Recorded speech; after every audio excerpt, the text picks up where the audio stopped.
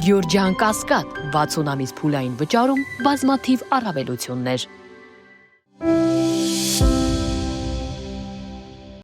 Ամենահիշարժան փոփոխությունը Հայաստանի եւ Ադրբեջանի միջև հաստատված խաղաղությունն Գրեթե 2.5 տարի անց եվրոպական ամբիոն վերադառնալով Հայաստանի վարչապետը նախ հայ-ադրբեջանական խաղաղությունից է խոսում։ Րոպեներ չանցած ելույթում դրական շեշտադրումները մթագնում են, ինչպես հենց Փաշինյանը ձևակերպեց։ Տարածաշրջանում պատերազմ է, իսկ հարևան Իրանը մեր բարեկամն է, նրա դեմ դուրս եկած Միացյալ Նահանգները ռազմավարական գործընկերը։ մեզ մնում է միայն աղոթել բոլոր զոհերի հոգիների հանգստության եւ գործընկեր առաջնորդների իմաստության համար, որ նրանք րոպե առաջ գտնեն դիվանագիտական լուծումներ։ Մերձավոր Արևելքում պատերազմ է, Ադրբեջանն ու Թուրքիան փոխադարձաբար կարող են իրար հասնել Հայաստանի տարածքով։ Փաշինյանն ասում է, այսօր էլ պատրաստ ենք նրանց ճանապարհ տալ, բայց նրա ենթադրությամբ Բաքուն ու Անկարան այս առաջարկից չեն օգտվում, մտահոգվելով Սյունիքի ամերիկյան երթուղու հարցով։ Գուցե TRIP ծրագիրը այս պատճառով ուշանա։ Այս ամբիոնից պաշտոնապես հայտարարում եմ,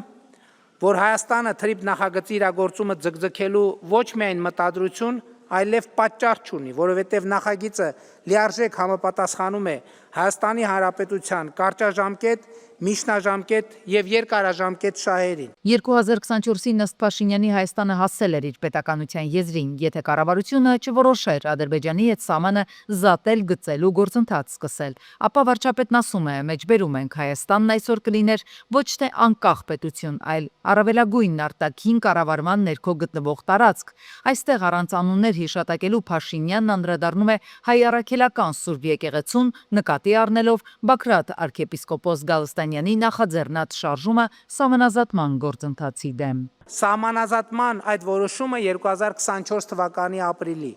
կայացնելը շատ դժվար էր։ Մեր եկեղեցու փաստացի պետի քաջալերմամբ arczepiskoposներից մեկը Հայաստանում շարժում էր սկսել պահանջելու համար ոչ միայն չիրականացնել սահմանազատում, այլև ըստ էության ակտիվացնել Ղարաբաղյան շարժումը, ասել է թե կոնֆլիկտը։ Տասնյակ հազար քաղաքացիներ տրվելով բարձրաստիճան հոգևորականների եւ նրանց աջակից ընդդիմադիր ուժերի կողմից իրականացվող ապատեղեկատվության արշավին դուրս էին եկել փողոց։ Դուք կարող եք պատկերացնել, թե ինչ էր դա նշանակում 2018 թվականին ժողովրդական ոչ բռնի թավշյա հեղափոխությամբ իշխանության հասած մեր կառավարության ու քաղաքական թիմի համար։ Փաշինյանն ասում է, հոգևոր իշխանությանը վերաբերող թեման Եվրախորհրդարանում չէր բացի, եթե չտեսներ, թե ինչպես են այդ նույն մարդիկ այս նույն կառույցում տեղեկություններ տարածում, թե Հայաստանի կառավարությունը սահմանափակում է խղճի ազատությունը, թե Հայաստանում բռնապետություն է հաստատվում։ Իրականությունն այն է, որ որոշ հոգևորականներ Հայաստանի Հանրապետությունում ստանձնել են պատերազմի կուսակցության առաջնորդությունը, իրենց շուրջ հավաքելով Հայաստանի նախկին ղեկավարներին։ Ինչ վերաբերում է Երևանի եվրաինտեգրմանը, ապա դեռ ջանքեր են պետք Հայաստանն օբյեկտիվորեն համապատասխանեցնելու եվրոպական ստանդարտներին, բայց սա էլ ամբողջությամբ չի երաշխավորի մեր մուտքը Եվրաընտանիք։ Ըստ Փաշինյանի երկու ճանապարհ կա, այս պալատում հավաքված պաշտոնյաները կամ մեզ կընդունեն, կամ ոչ, երկու դեպքում էլ Հայաստանը կշահի։ Պիտի անկեղծ ասեմ սակայն, որ Եվրոպական միությանը Հայաստանի ինտեգրվելու ճանապարհին այս պահի ամենամեծ խնդիրը Եվրոպական միության եւ Վրաստանի միջև քաղաքական երկխոսության սառեցված վիճակն է։ Վրաստանը մեզ համար ճանապարհ է դեպի Եվրոպական միություն։ Փաշինյանը եվրապատգամավորներին շնորհակալ է ուշադրության համար։ Ելույթի վերջում ավանդական խոսքն է եւ եվրոպացիների հոտնկայս ծափողջունները։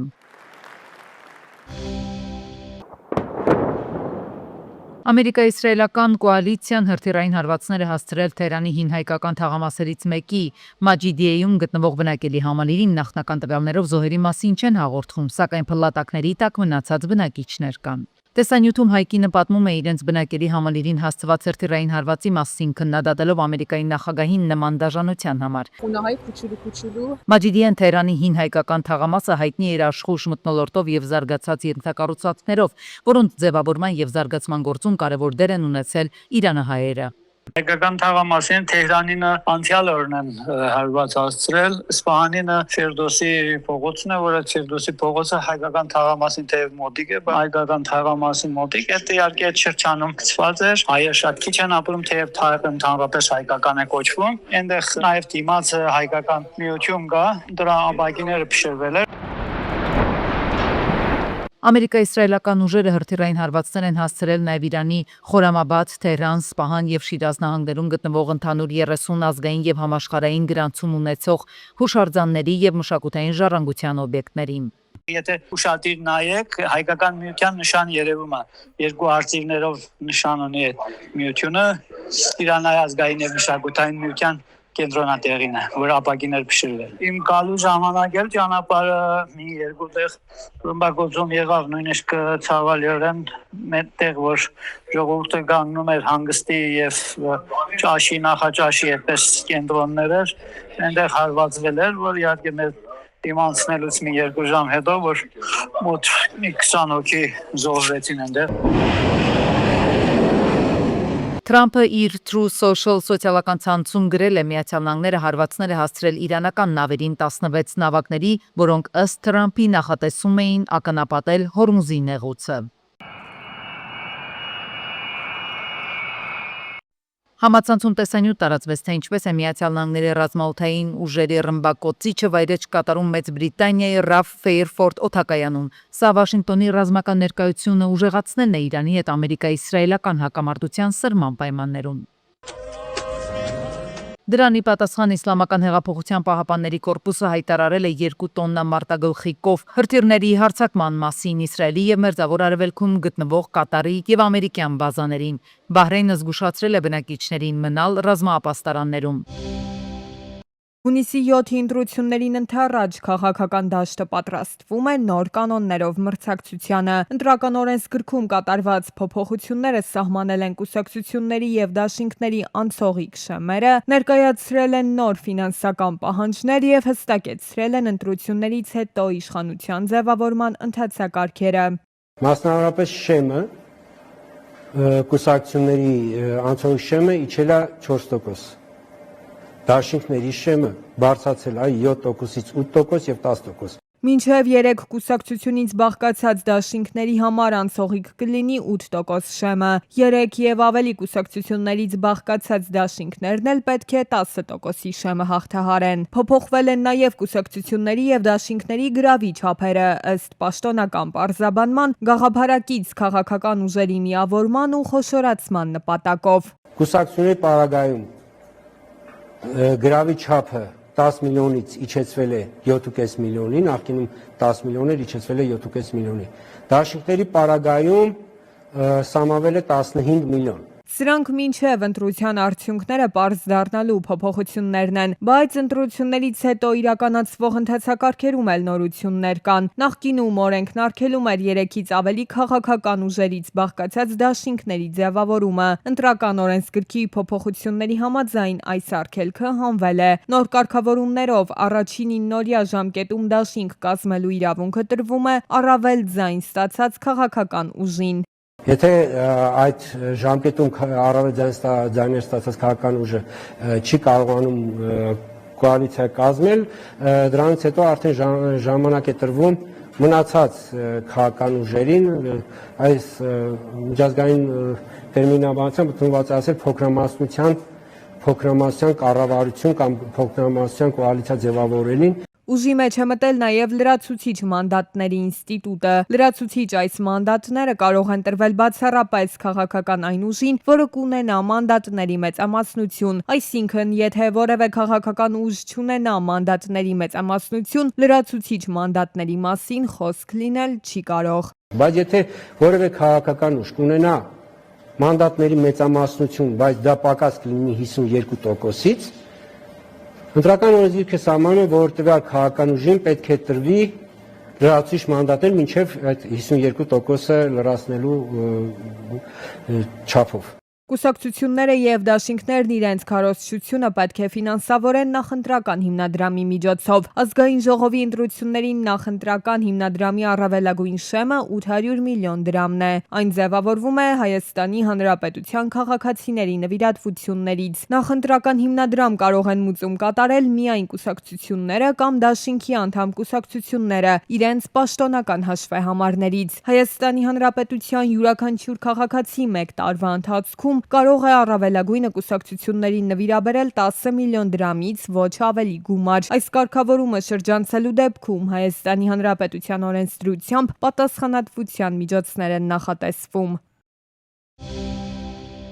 Ավտոմեքենաներից գողության ու կողոպուտի դեպքերը Հայաստանում կրկին ակտիվացել են։ Վերջին հանցագործության մասին տեղեկություն տարածեց ներքին գործերի նախարարությունը, որտեղ նշվում էր մայրաքաղաքում մի գիշերվա մեջ կատարված 2 միջադեպի մասին։ Մեքենաներից շարունակական գողությունները հավելյալ վախի մթնոլորտ են ստեղծում։ Կողոպուտի դեպքերը քաղաքացիների համար ստեղծում են ինչպես նյութական, այնպես էլ անվտանգության խնդիրներ։ Մասնագետները ասում են, որ տեսահսկման համակարգերը ոչ բոլոր դեպքերում են գործում։ Հիմնականում ովքեր որ ավելի ճարպիկ են, իրանց դիմակներով եւ ձեռնոցներով են այդ գողությունը անում, այդ տեսանկարահանումն էլ այդ անհատական տեսախցիկներն է որ ֆիքսում են, այդ մարդկանց նույնականացնելը անհնարին է։ Այն դեպքերը, երբ որ ոստիկանությունը ուզում է աշխատի,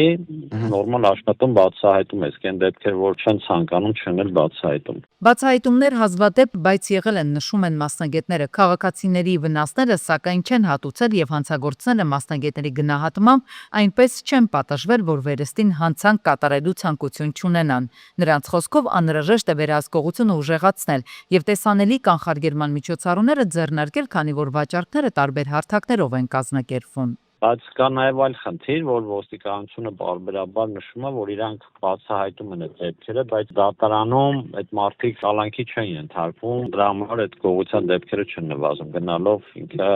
իր ստաբիլ տեմպը պահում է։ Այդ կիբերհանցագործության, այդ հավելվածների միջոցով այդ վաճառքների դեպքն կանխեն, որ մարդկանց ֆինանսական վնասներ չհասցնեն։ Նման հանցագործությունների բացահայտման հարցում մասնագետների համոզմամբ կարևոր դեր ունի իրավապահների հետ համագործակցությունը, քանի որ դա կարող է էական ազդեցություն ունենալ հետագայում նմանատիպ հանցագործությունների եւ նույն խմբավորման բացահայտման համար։ Փաստաբանները ասում են, որ նման հանցագործության զոհ դառնալու դեպքում մարդիկ առաջին հերթին պետք է դիմեն համապատասխան մարմիններին, սակայն քաղաքացիներ կան, որ չեն դիմում ոստիկանությանը։ Քաղաքացիները մտածելով որ հերթական գողությունն է, որը չի բացահայտվելու, այլ ստացվելու է, որ իրանք եւ տուժում են գողությունից եւ նաեւ պետք է իրեն ժամանակը ծախսեն չբացահայտվող գործի մասին հոգալով, կարող են չդիմել իրավապահ մարմիններին, բայց կարծում եմ, որ սա սխալ մոտեցում է։ Գողության դեպքերը բացահայտելու համար մասնագետների խոսքով քաղաքացիները պետք է միջոցներ ձեռնարկեն, որպեսզի ձեռքի տակ լինի որոշակի ապացուցողական առարկա։ Օրինակ, մեքենաների մեջ, ավտոտնակներում եւ բակերում տեսախցիկների առկայությունը կարող է որոշակի նվազեցնել հանցագործությունները։ Թեև պատժամիջոցները օրենսդրական նախաձեռնություններով փոփոխվում են կամ ավելի են խստացվում, բայց դա մասնագետի խոսքով զսպիչ մեխանիզմ չի դառնում։ Սա այդ պատիվը չէ, որ ուղղակի առաջին անգամ բացահայտվելու դեպքում միայն տուգանքով բավարարվենք, այլ պետք է շատ ավելի լուրջ միջոցներ լինեն, թեև ճիշտ է միջին ծառայության հանցագործությունների ճարքի մեջ արդեն դասվում, բայց կարծում եմ այդքան էլ կիրառման մակարդակը բարձր չէ եւ զսպողականությունը այդքան էլ բարձր չէ։ Այսպիսով կողոպուտների գողությունների այս դեպքերը շարունակում են մնալ վարորդներին մտահոգող խնդիրներից։ Մասնագետներն ընդգծում են այս դեպքերը կանխելու համար կարևորը ոչ միայն իրավապահների հետևողական աշխատանքը, այլև քաղաքացիների զգոնությունը։ Նա իսկի շտաբօգնությանը ճանապարհ չեն տալիս։ Սիլիկյան նոր խճուղի Մազմանյան փողոց շրջանաձև հատվածում քաոսային երթևեկություն է։ Հետիոտների համար տեղադրված ու գործող հատուկ լուսակիրների աշխատանքը դադարեցվել է, որն էլ անհարմարություններ է պատճառել ոչ միայն հետիոտներին, այլ նաև վարորդներին։ Մարդիկ գալիս էին, կնոջանց տեղում էին, մոտ 30-40 վայրկյան սպասում են ու հետիոտները անվտանգ անցնում էին, բայց չգիտես բարձի թող աջաբսանդալ վիճակ էդի հաստատա։ Մի կողմից հարմարության, մյուս կողմից անվտանգության խնդիր էին լուծում այդ լուսակիրները։ Հիմա հաճախ է այդ հատվածով անցնելը վեճերի պատճառ դառնում։ Միած հենա ներքևում մի թեթև վթար է եղել, Mercedes Tukian բախվել են իրար, խցանումը արդեն հասնում է մինչև երկու ոսե։ Մոտ 2 կիլոմետր խցանումը գնում է։ նայ խցանում ուրա գնում հասնում է միջև որտեղ։ Երևանցիները քաղաքային իշխանությանն են դիմում տեղում վիճակը ուսումնասիրելու ու լուսակիրների աշխատանքը վերականգնելու համար։